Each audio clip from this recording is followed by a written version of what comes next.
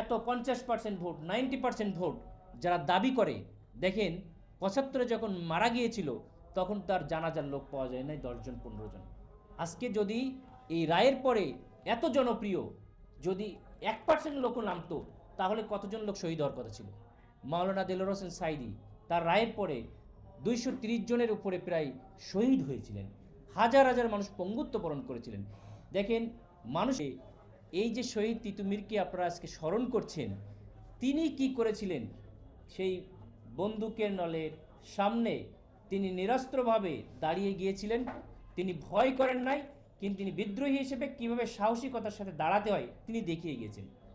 একইভাবে 24-এর সময় আমরা দেখেছি যে নিরস্ত্রভাবে কিভাবে অনেক আন্দোলনকে সশস্ত্র বাহিনীকে পরাজিত করা যায়। তাই বাস্তব উদাহরণ খুব বেশি দিন হয় না যে ইতিহাস আমাদের সামনে এখনও উজ্জ্বল হয়ে আসছে।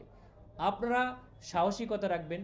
আমরা আমাদের যে আদর্শে ধারণ করি, আমাদের দল যদি ক্ষমতায় যায়, আপনাদেরকে সকল প্রকার সহযোগিতা সত্য প্রকাশে আপনাদের পাশে আমরা সব সময়ের জন্য থাকবো ইনশাআল্লাহ। আমরা দেখেছি যে এই সত্য প্রকাশ করার জন্য গেল 17 বছরে যেমন আমাদের ইলিয়াস আলী, তিনি একজন সাংবাদিক, কনক সরার একজন সাংবাদিক, তিনি সত্যের কাছে কিন্তু আপোষ করেন নাই। তিনার ইভেন বিদেশ পর্যন্ত পাড়ি জমাতে তারা বাধ্য হয়েছে, কিন্তু সত্যের সঙ্গে কোনো সময়ের জন্য আপোষ করে না। এবং অনেক সত্য ঘটনা যেটা দেখেন আমরা তারা বিদেশে থেকেও দেশের কল্যাণের জন্যে তুলে নিয়ে এসেছেন। কিন্তু আমাদের এই সংবাদ মাধ্যমগুলো কঠিন সময়ে সম্পূর্ণ সরকারের তাবেদারি করছে। এই তাবেদারি যে সাংবাদিকতা, এটা থেকে আমাদের বেরিয়ে আসতে হবে।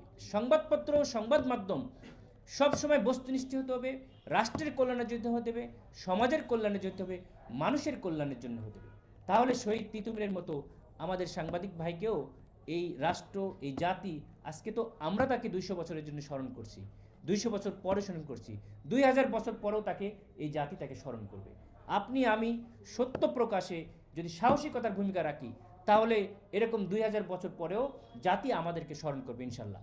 আর এমনও মানুষ আছে 2 বছর আগে মারা গেছে অনেক সম্পদের মালিক, দেখবেন যে তার মৃত্যু সভা স্মরণ করার তার সন্তানেরা নাই, সমাজে একজন ব্যক্তি নাই, কিন্তু অনেক হাজার কোটি টাকার মালিক আছে।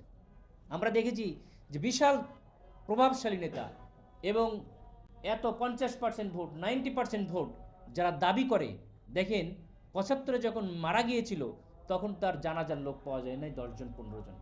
আজকে যদি এই রায়ের পরে এত জনপ্রিয় যদি 1% লোকও নামতো তাহলে কতজন লোক শহীদ হওয়ার কথা ছিল। মাওলানা দেলোয়ার হোসেন সাঈদী তার রায়ের পরে 230 জনের উপরে প্রায় শহীদ হয়েছিলেন, হাজার হাজার মানুষ পঙ্গুত্ব বরণ করেছিলেন। দেখেন মানুষের জন্য তিনি কথা বলেছেন, সেই দিল্লির বিরুদ্ধে কথা করেছেন, যেই মানুষকে অধিকার হরণের বিরুদ্ধে তিনি কথা বলে গিয়েছেন। তাকে ভালোবেসে মানুষ শহীদ হয়েছেন এবং এই বাংলাদেশ, এই পৃথিবী যতদিন থাকবে তাকে আমৃত্যু মানুষ স্মরণ রাখবে। সুতরাং এই স্মরণীয় হওয়ার জন্য সাংবাদিকতার সত্য প্রকাশে সাহসিকতার ভূমিকা আমাদের সর্বাগ্রে সবসময় মাথায় রাখতে হবে। এবং সংবাদ মাধ্যম আমি আশা করি আগামীতে যদি এই সাহসিকতার সঙ্গে ভূমিকা পালন করে, বিশেষ করে তিতুমির কলেজে এরকম একটা সাংবাদিকদের একটা ফোরাম আছে এবং তারা এই যে আমাদের তাদের সামনে তো একটা উজ্জ্বল দৃষ্টান্ত তাদের সামনেই আছে। সুতরাং তার সেই সাহসিকতাকে ধারণ করে দেশের কল্যাণের জন্য আগামীতে আমাদের সংবাদ মাধ্যম কর্মীরা কাজ করুক এই আহ্বান রেখে, এবং আমাদের শহীদ তিতুমির সহ সেই সময়কার সকল শহীদদের মাগফিরাত কামনা করে আগামীর সুন্দর বাংলাদেশের ভবিষ্যৎ কামনা করে আমার কথা এখানে শেষ করছি। আসসালামু আলাইকুম রহমতুল্লাহ।